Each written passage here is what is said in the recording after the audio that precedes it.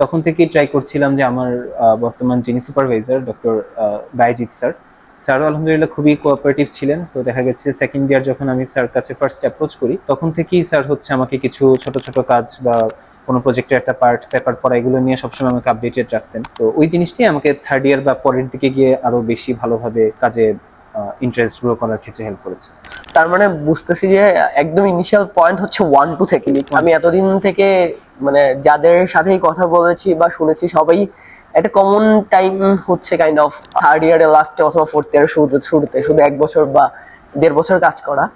But আমরা তোকের ক্ষেত্রে যেটা দেখতেছি যে ও আরো 6 সেমিস্টার বাকি থাকতেই কাজ শুরু করেছে। তো এরপরে যদি বলতে চাই, বুয়েটে তো একাডেমিক্সে অনেক বেশ ভালো করা হয়েছে, যেহেতু 3.98 সিজিপিএ।